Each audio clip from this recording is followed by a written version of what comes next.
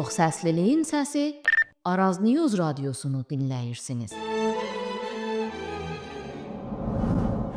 Hürmetli dinleyiciler, Araz News Radyosu'nun Panorama programından her birinizi salamlayırıq. Rusya-Ukrayna savaşının coğrafyası son illerde tədricən genişlenerek Karadeniz'den ve Rusya ərazisinden daha uzak bölgelere doğru yayılır. İyul veya Julay ayının 25'inde Xəzər Dənizində baş verən hadisə ise savaşın İranla münasibətlere ve ümumiyyətlə Xəzər hövzəsinin güvenliğine təsiriyle bağlı yeni suallar yaradıb. Ukrayna tərəfi Xəzərdə Rusiyaya hərbi veya nizami yük taşıdığı iddia edilen gemilere ve bir Rusiya savaş gemisine zərbə indirdiğini açıklayıb. İran ise hücum neticesinde Anna adlı mülki ticaret gemisinin vurulduğunu, bir İranlı denizçinin hayatını yitirdiğini bildirip. Tehran hadisəni təcavüz adlandırarak cavab hüququnu saxladığını beyan edib. Bu olay İranla Rusya arasındaki askeri tekniki işbirliği, Xəzər üzerinden hayata geçirilen yük taşımaları ve Tehranla Kiyev arasında uzun müddettir devam eden karşılıklı ittihamları yeniden gündeme getirip. Aynı zamanda İran medyası ve bazı resmiler Ukrayna'nın Amerika ve İsrail'in maraqlarına uygun hareket ettiğini, hedefin İran'ın güney sahillerindeki savaş baskısını Xəzər istikametine de taşımak olduğunu iddia edirlər.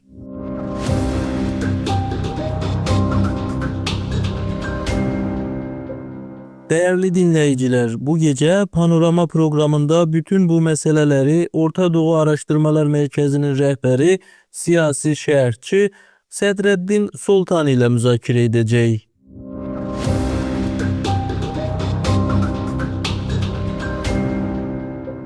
Sədreddin Bey, davetimizi kabul ettiğiniz için teşekkür edirik. Evvelce hadisenin özünden başlayaq. Ukrayna tərəfi Xəzərdə hərbi yük taşıyan təhrim olunan veya sanksiyalı gemileri vurduğunu bildirir. İran ise Anna adlı mülki geminin polad məhsulları taşıdığını ve hücum neticesinde bir denizçinin öldüğünü deyir. Sizce tərəflərin bu qədər fərqli məlumat verməsinin səbəbi nedir? Mövcud məlumatlara əsasən hadisə ilə bağlı hansı tərəfin söylədikləri inandırıcı görünür? Salam, hər vaxtınız xeyir. Tərəflərin bu qədər fərqli məlumat verməsinin səbəbi mövcud məlumatlar əsasən hadisə ilə bağlı tərəfin söylədikləri daha inandırıcıdır. İran Rusiya-Ukrayna müharibəsində birmənalı şəkildə Moskvanı müdafiə edir. Düzdür, ara sıra Ukraynanın ərazi bütövlüyü ilə bağlı açıqlamalar versə də, amma müharibənin gedişində Kremli müdafiə etdiyini gizlətmir. Bunun əsas səbəbini o Ukraynada NATO'ya qarşı, Amerikanın maraqlarına qarşı mübarizə apardığı iddiası kimi qəbul edilə bilər. Amma bütün hallarda nəticə itibarilə İran hakimiyyətinin bu davranışı Ukraynada işğalçını, yəni Rusiyanın hər tərəfli, əhatəli şəkildə dəstəklənməsi müdafiəsidir. Xəzərdə İranın gəmisinin Ukrayna dronları tərəfindən vurulması məsələsinə gəldikdə isə bunu da Rusiya-Ukrayna müharibəsinin tərkib hissəsi kimi saymaq olar. Xəzərlə bağlı qəbul edilmiş konvensiyaya əsasən Xəzər silahsızlaşdırılmış zona elan olunur və Xəzərdən silah daşınmasına, hərbi məqsədlə istifadə edilməsinə icazə verilmir. Amma Rusiya və İran bu anlaşmanı pozaraq Xəzərdən hərbi məqsədlə istifadə edir. Xatırlayacaqsa vaxtıyla Suriya ərazisindəki Dəməşq rejimini Bəşar Əsədi müdafiə etmək məqsədi ilə Rusiya Xəzərdən Suriya ərazisində qarşı tərəfi mövqelərinə raket atəşi, raket zərbələri indirmişdi. Və eləcə də Rusiya Xəzər ərazisindən, Xəzər akvatoriyasından Ukraynadakı bir sıra mövqelərə raket hücumları edib. Bu, Rusiya tərəfindən Xəzərə dair anlaşmanın pozulmasıdır və Xəzərin hərbsizləşdirilməsi, hərbdən xaric olması statusuna zərbə vurub. İran hakimiyyətdə Rusiyaya pilotsuz uçan aparatlar gönderir, dronlar gönderir. Ehtimal etmiyorlar ki İran daha çok bu məqsədlə gəmilər vasitəsilə Rusiyaya həmin hərbi avadanlıqları göndərir və Ukraynada həmin gəmini hərbi məqsədli avadanlıq daşıdığı ehtimal edərək vurub və s. Burada gəminin mülkü mahiyyətdə olduğu, mülkü təyinatda olduğu məsələsi şərtidir. Yəni həm İran, həm Rusiya mülkü gəmilərdən, mülkü təyyarələrdən, mülkü obyektlərdən və s. bu kimi mülkü sahələrdən hərbi məqsədlər üçün istifadə edirlər və bu təcrübələrdə də təsdiqlənibdir. Məsələn, bu yaxınlarda Ukrayna Rusiyanın Belgorod şəhərində bir universitetin binasını vurdu. Bəlli oldu ki, həmin binada pilotsuz uçan aparatlar düzəldirdilər və ona görə də Ukrayna həmin universitetin binasını vurmuşdu. Halbuki universitet binası da, məktəb binaları da mülki binalar sayılır və hər iki tərəfin müharibə zamanı vurması hərbi cinayətlərdəndir. Tərəflərin gəminin vurulması ilə bağlı açıqlamaları təbii ki, fərqlidir və fərqli olması da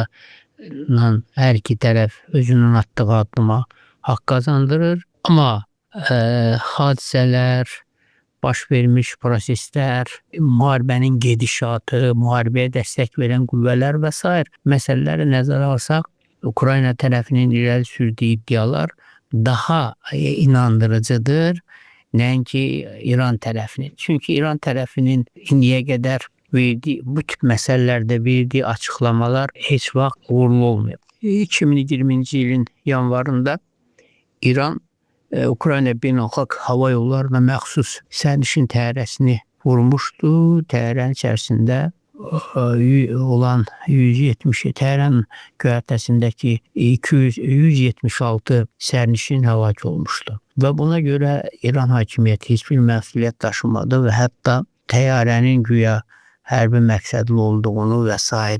kimi iddiaları, bəhanələr irəli sürdü. Odur ki, Xəzərdəki İran gəmisinin vurulması məsələsi ilə bağlı Tehran hakimiyyətinin irəli sürdüyü iddialar daha çox bəhanəyə oxşuyur və inandırıcı görünmür. Düzdür, İranın Milli Təhlükəsizlik Şurasının katibi Möhsün Rızayı bəyan elədi ki, Ukrayna tərəfi hadisəyə görə İranla üzr istəyib, ona görə də Tehran hakimiyyəti İrana cavab Ukraynaya bununla bağlı cavab zərbəsi endirməyib. Amma bütün hallarda rəsmi Kiyevin mövqeyi daha inandırıcıdır. Çünki İranın Rusiya ilə münasibətləri və Rusiya-Ukrayna müharibəsində İranın tutduğu mövqedə bu məsələni əsaslandırmağa imkan verir.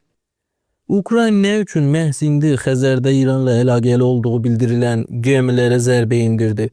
Bu əməliyyatın əsas hədəfi İran-Rusiya əskəri lojistik xəttini kəsmək idi, yoxsa Kiyev Amerika və Körfəz ölkələrinə İranla mübarizədə faydalı tərəfdaş olduğunu göstərməyə çalışır? Bunu da qeyd etmək lazımdır ki, Ukrayna 40 günlük müharibədə Körfəz ölkələrinə İranın dronlarına qarşı müdafiə sistemləri və mütəxəssislər göndərmişdi. Bu əməliyyatın əsas məqsədi İran-Rusiya hərbi logistik kəsmək idi. İranla mübarizədə faydalı tərəfdaş olmağa çalışır. Ukrayna bir mənalı şəkildə dəfələrlə bəyan edib ki, ABŞ-nin İrana qarşı apardığı əməliyyatları müdafiə edir, dəstəkləyir. Bunda bəlli səbəbi var. Çünki İran, bayaq da qeyd etdiyimiz kimi, Rusiya hərbi texnika ilə yardım edir və Ukrayna ərazilərini bombalanmasında, dron hücumuna məruz qalmasında iştirakçıdır. Digər tərəfdən Ukrayna özünü Qərb blokunun nümayəndəsi sayır və onlarla müttəfiqlik edir, tərəfdaşdır. Bu baxımdan Ukraynanın o blokun mövqeyindən çıxış etməsi də təbii qarşılana bilər. Və Ukrayna bu məsələdə ABŞ-yə İrana qarşı hərbi əməliyyatların keçirilməsində yardım etmək istəyini də bəyan edib. Xəzərdə İranın gəmisinin indi vurulması isə təsadüfi deyil. Çünki İrana əvvəlcədən xəbərdarlıq edilmişdi ki, Rusiyaya hərbi texniki yardımını dayandırsın. Əks halda cavab zərbəsi endiriləcək. İranla ABŞ arasında hərbi əməliyyatlarda müəyyən atəşkəs mövcuddur. Bu Rusiyanın isə hərbi texnikaya və canlı qüvvəyə ehtiyacı çoxdur və müəyyən məlumatlara görə Rusiya hərbi texnika və canlı qüvvə sahəsində müəyyən çətinlikləri yaşamaqdadır. Və Ukraynada indiki şəraitdə Rusiyanın güclənməsinin qarşısının alınması məqsədi ilə bu addımı ata bilər. Sədrəddin bəy, Zelenski Rusiyanın Körfəz ölkələri və Amerika bazaları və ya paygahları haqqında fake və ya mahvarə məlumatlarını İrana verdiyini iddia edir. Digər tərəfdən İranın şahid dronları və onların texnolojisi uzun müddətdir Ukraynaya qarşı istifadə olunur. Bu proseslər Rusiya-Ukrayna savaşı ilə Amerika-İran qarşı durmasının artıq vahid jeopolitik cəbhəyə çevrildiyini göstərirmi sizcə? Rusiyanın hakimiyyəti onu ölkəsini sönməyə, zəifləməyə doğru aparır və Rusiya imperiyasının əvvəlki nüfuzunu bərpa etməyə çalışır və buna görə də keçmiş müttəfiq respublikalara müxtəlif yollarla təzyiqlər edir. Məsələn, ta ki Gürcüstanı 2008-ci ilin avqustun 8-də hücum elədi, Cənubi Osetiya və Abxaziyanı işğal elədi. Sonra da onların özlərinin güya müstəqil elan etməsinə şərait yaratdı və s. yaxud Moldovada Dnistriyanı bölgəni işğalına təşkil etməklə Moldovanın Avropaya, qərbə inteqrasiyasına mane oldu. Azərbaycanda əvvəllər Qarabağın Ermənistan tərəfindən işğal olmasına şərait yaratmışdı, iştirak etmişdi və s. Azərbaycanda soyqırımlarda Rusiya hərbiçilərinin də iştirakı olmuşdu və s. Və Ukraynanın da NATOya, Avropa İttifaqına üzvlüyün qarşısını almaq üçün Rusiya Ukraynanın şərq hissəsini, Krımı ilhaq etdi və bununla da öz şirkəsini iddiasını həyata keçirməyə çalışdı. Düzdür, Ukrayna müharibəsində Rusiyanın əsas hədəfi ölkədə hakimiyyəti dəyişmək, Rusiya yönlü qüvvələri hakimiyyətə gətirmək, işğal etdiyi ərazilərdə güclənmək və s. Amma hələ ki Rusiya bu istəklərinə, bu hədəflərinə nail ola bilmir. Ölkəni daha çox yanacaq böhranı ilə üz-üzə qalıb, ölkədə yanacaq böhranı var, ölkədə müharibədə iştirak etmək üçün canlı qüvvə ehtiyacı var və s. Ona görə bu müharibə keçmiş postsovet məkanının müstəvisində baş verir. ABŞ-İran qarşı durması isə 47 illik bir tarixi olan münaqişənin aradan qalxması istiqamətində gedir. Bu həm də ABŞ-nin regionda gücünü artırmaq, ona mane olan İran hakimiyyətini zəiflətib özünə tabe etdirmək, İranın isə regionda hegemon gücə malik olduğunu göstərmək və s. Ona görə bunlar fərqli siyasi ideoloji məqsədləri daşıyır və birləşməsi, yəni eyniləşməsi mümkünsüzdür. Amma Rusiya ABŞ-nin İranda quru əməliyyatları keçirməsinə, İranda qalıb, İranla daha çox məşğul olmasına, daha çox pul xərcləməsinə, daha çox raket, hərbi texnika istifadə etməsində və s. də maraqlıdır. Ona görə də İrana kəşfiyyat materiallarının ötürülməsində, hərbi texnika avadanlıqlarının ötürülməsində iştirakçıdır. Bunu ABŞ-nin müharibə naziri də bəyan elədi ki, Rusiya, Çin İrana kəşfiyyat və hərbi texnika məsələlərlə yardım edir. Həmin məsələni bir müddət öncə İran Xarici İşlər Nazirinin müavini də açıqlamışdı. O bəyan eləmişdi ki, bəli, İran Rusiya və Çindən yardımlar alır. Bu artıq diplomatik şəkildə etiraf deməkdir. Ona görə də Rusiyanın İran müdafiə etməsi, Çinin İran hakimiyyətini müdafiə etməsi geosiyasi cəbhələşməyə də xidmət edir. Yəni Çin də yaxın şərqdə maraqlarının perspektivdə İran vasitəsilə reallaşmasını, güclənməsində maraqlıdır. Rusiya da birinci müharibədə, yəni ötən ilin 13 günlük müharibəsində Rusiya və Çin zəif iştirak etmişdi, amma bu dəfəki 40 günlük müharibədə onların daha əhatəli şəkildə bu savaşda iştirak etdiyi təsdiqlənməkdədir. Rusiya, Ukrayna və ABŞ-İran qarşıdurmasının vahid geosiyasi cəhbəyə çevrildiyi iddiası ilə razılaşmıram, amma bunlar arasında yardımlaşma var. Yəni ABŞ Ukraynaya yardım edir. Bu məqsədlə Rusiya sanksiyalar tətbiq edib bu yaxınlarda daha da güclü, daha da əhatəli. Eləcə də Rusiya ABŞ-İran qarşıdurmasında İslam Respublikasını dəstəkləyir və ona müxtəlif istiqamətlərdə yardımlar göndərir. İranın məqamları hücum cavabsız qalmayacağını desələr də, sonraki diplomatik açıklamalarda həm Tehran, həm də Kiyev gərginliyin yüksəlməməsini istədiyini bildirib. İranın gerçək cavab imkanları nelərdir? Tehran Ukrayna ərazisinə birbaşa raket və ya dron zərbəsi endirə bilər, yoxsa cyber hücumlar, istixbarat əməliyyatları və Rusiyaya daha geniş hərbi yardım kimi dolaylı vasitələrə üstünlük verəcək?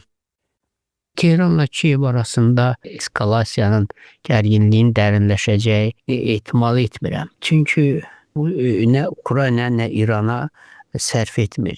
Bu müharibədə İran arabanın 5-ci təkəri kimi çıxış edir. Rusiya silahlar satır, güya öz aləmində ABŞ-yə qarşı müharibə aparır, NATO-ya qarşı müharibə aparır və Rusiya ilə imzaladığı hərbi sahədə əməkdaşlığa dair müqavilənin uyğun bəndlərini icra edir. Rusiyanın marağındadır İran Ukrayna müharibəsinə daha dərindən girişsin, hərbi canlı qüvvə göndərsin və s. Amma İran bunu yalnız hərbi texnikanın tədarükü səviyyəsində həyata keçirir və perspektivdə Ukrayna yenidən ona yaxın ərazidən İranın Rusiya yardımını müşahidə edə bilərsə, Xəzər dənizində baş vermiş gəminin vurulması hadisəsinə oxşar olaylar baş verə bilər. Amma İrana Rusiya-Ukrayna müharibəsində geniş şəkildə iştirak etmək, özü üçün yeni bir müharibə cəbhəsi ocağı açmaq sərf etmir. Çünki buna İranın gücü və potensialı yetməz. Çünki ona bu silahı verə biləcək ölkənin, yəni Rusiyanın o qüdrəti yoxdur, o qədər sayda silahı yoxdur. Çin isə bu addımı atması müharibəyə cəlb olması müharibədə iştirakı anlamına gəlir. Buna görə tərəflər məsələni diplomatik yolla həll edə bilərlər. Sədrəddin bəy, bildiyiniz kimi Xəzər dənizi 5 sahilyanı dövlətin ortaq təhlükəsizlik məkanıdır. 2018-ci il konvansiyonunda Xəzərin sülh, əməkdaşlıq və sabitlik hövzəsi olması nəzərdə tutulur. Ancaq İranda bəzi medialarda səsləndirilən fikirlərə görə İran Amerika ilə savaşın Xəzər dənizinə daşımaqla cəbhəni açmalıdır. Sizcə belə fikirlər nə əsaslara dayanır? İran ABŞ qarşıdurmasının Xəzərə transformasiya edilməsi ehtimalı çox azdır. Çünki Xəzərdən orta dəhliz keçir. Bu dəhliz müəyyən mənada Hörmüz boğazına da alternativdir. Bu dəhliz Çin tərəfindən, ABŞ tərəfindən, Avropa İttifaqı tərəfindən, Mərkəzi Asiya tərəfindən himayə olunan, qorunan və dəstəklənən bir nəqliyyat dəhlizidir. Onun müharibənin bu bölgəyə, Xəzərə keçirilməsi ehtimalı da bu səbəbdən azdır. Düzdür, bəziləri buna çalışırlar. Hətta İran istəyər ki, Xəzərdə müəyyən qarşılıq olsun, Türkistanda, yəni Mərkəzi Asiyada, Cənub Qafqazla ABŞ-nin qərbin tərəfdaşları, müttəfiqləri də narahatlıq keçirsinlər, amma bu İran üçün çox ağır itkilər deməkdir. Çünki həm Türkistan, həm Cənub Qafqaz İran üçün nəfəslikdir, iqtisad, ticarət əlaqələr saxlamaq üçün, gediş-gəliş üçün yoldur və o Xəzərdə müharibə aparmaqla cənub və şimaldan özünü təcrid edərək bu isə onun fəlakətinə səbəb ola bilər. Bu baxımdan Xəzərin müharibə ocağına, İran, ABŞ qarşı durmasının cəhbəsinə çevrilməsi ehtimalı yox dərəcəsindədir. Son sual olaraq qarşıdakı dövr üçün hansı senaryonu daha real hesab edirsiniz? Bu olay, yəni Ukraynanın Xəzərdə İran gəmisini vurması məhdud və ya bir dəfəlik bir xəbərdarlıq kimi qalacaq, yoxsa Xəzər dənizi İran, Rusiya və Ukrayna arasında yeni qarşı durma meydanına çevrilə bilərmi? Əgər belə bir senaryo baş verərsə, Azərbaycan bu vəziyyətdə öz təhlükəsizliyini, gəmiçiliyini və tranzit maraqlarını qorumaq üçün hansı siyasi mövqeyini tutmalıdır? Xəzər dənizi ölkələri Rusiya, Qazaxıstan, Türkmənistan, Azərbaycan və İrandır. Yəni Xəzərdə hər hansı qarşı durma, hər hansı xoşa gəlməz hadisə həm də bu ölkələrin mənafeyinə, təhlükəsizliyinə ziddir. Ona görə gələcəkdə həm Ukraynanın, həm İranın belə bir addım atması ehtimalı, belə bir addımı təkrarlaması ehtimalı azdır. Düzdür, hər ölkə özünün Xəzərdəki sularında fəaliyyət göstərə bilər, amma ümumilikdə Xəzər boyu başqa ölkələrin sularından istifadə etməklə yaxud Xəzər akvatoriyasında hərbi gərginlik yaratmaqla qonşu ölkələrin təhlükəsizliyini təhdid edir. Bu perspektivdə qarşıdurma mövqeyində olan həm Rusiya, həm İran üçün çox çətinliklər və problemlər yarada bilər. Azərbaycan Xəzərin demilitarizasiyası tərəfdardır. Azərbaycan Xəzərdən hərbi məqsəd üçün istifadə edilməsinə qarşı həmişə çıxış edib və hesab edirəm ki, gələcəkdə də Azərbaycan Xəzərin təhlükəsizliyi ilə bağlı həm siyasi, həm diplomatik səylərini davam etdirəcək. Azərbaycan özünün təhlükəsizlik, suverenlik maraqlarının qorunması üçün diplomatik, siyasi üsullardan istifadə edəcək. Bu üsul isə, bu davranış, bu metod tükənməyib, hələ qüvvədədir və Azərbaycan həm İranla, həm Rusiya ilə, həm Ukrayna ilə və həm ABŞ ilə, eləcə də Qazaxıstan, Türkmənistanla bu istiqamətdə diplomatik danışıqlar aparmaq üçün hər cür imkanı var. O dövlətlərlə münasibəti o baxımdan normaldır. Hörmətli Sədrəddin bəy, suallarımızı cavablandırdığınız üçün və fikirlərinizi dinləyicilərimizlə bölüşdüyünüz üçün sizə təşəkkür edirik.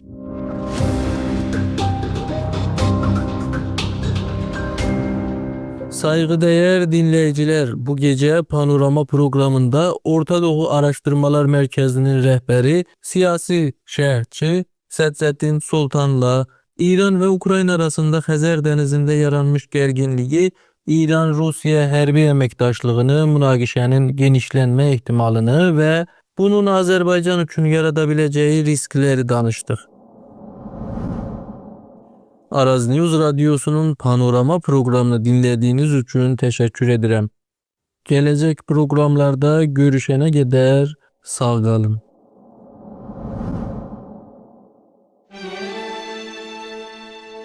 Çox səsliliyin səsi Araz News Radiosunu dinləyirsiniz.